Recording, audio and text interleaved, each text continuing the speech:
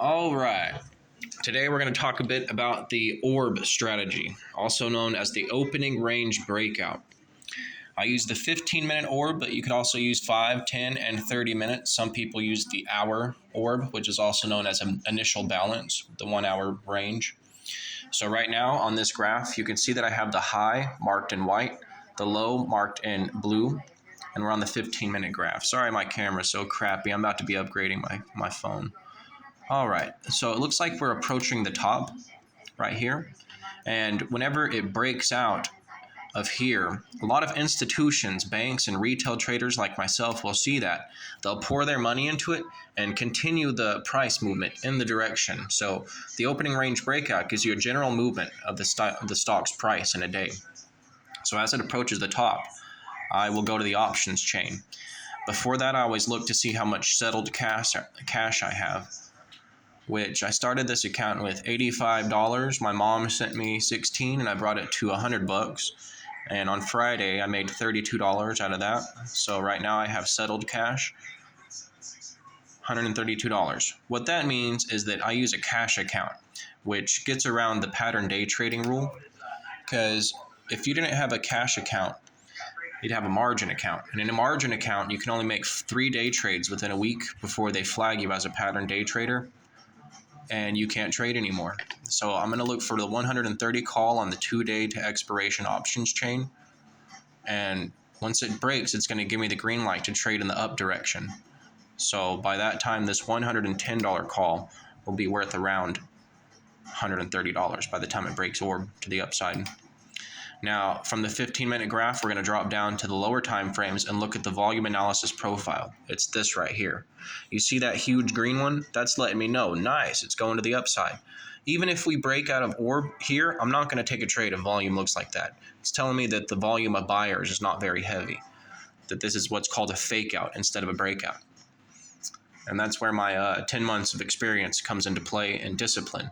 And before you ever even take a trade, there's something, and this is why I use Webull in a cash account, because Robinhood, I learned about risk management in Robinhood. Let's just say that. You come to trade settings and you have a hard stop of 25%, and I was at 100%, but since I'm using longer days to expiration, I have less likelihood that they're going to increase by 100%, more likelihood that they're going to increase by 75. So what that is a 1 to 3 risk to reward, or 1 to 2. I stand to make 2 times what I'm risking. All right. And then that's the basics of it. After you break orb, you want to wait for a closure of a 2-minute candle. You go to the 2-minute graph. You see, you mark out everything on the 15-minute graph. You come to the 5, 2, 3-minute graph. You're going to look on these lower time frames to analyze the volume analysis down here. Volume is going to tell you what's going on.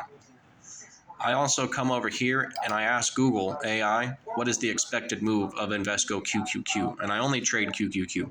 And it'll tell me, oh, it's not going to move much today. $2 is what it says, $2.67. And by the time you break orb, you might only have $1. Now that's not always correct. But nevertheless, I'm just going to follow the strategy and I'm going to take a trade once the orb breaks, and it just broke. All right, volume looks crappy. So I'm going to wait for a minute. I'm doing these videos and everything to keep myself accountable. So I'm looking at the 594 call, which feasibly this stock moves 1% in a day on average. Right now it's up 0.5% over here, so $2-3. But so that's just $5 away. I've seen the stock move 4% in a day. So anytime now, if I get some confirmation from these lower time frames that volume is looking good, then I'm going to take this trade. Now volume's coming in. Volume's coming in, and I might just be trading to the upside today.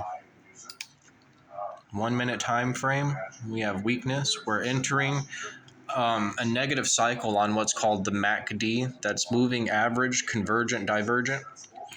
This is what's called a histogram. Okay, we're breaking orb, and I'm taking the trade. Let me give it one more sec. On the 5-minute time frame, volume looks crappy.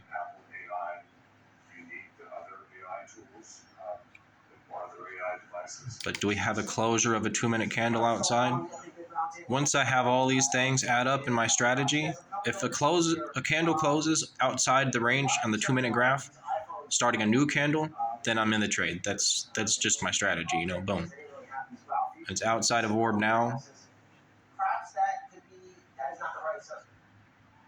Yeah, I mean, the airline analysis is showing that demand seems to be tracking better than the iPhone 16, and this is Okay. the analysis, of course. We're doing it. But also that the base model is We're in the trade. performing as well.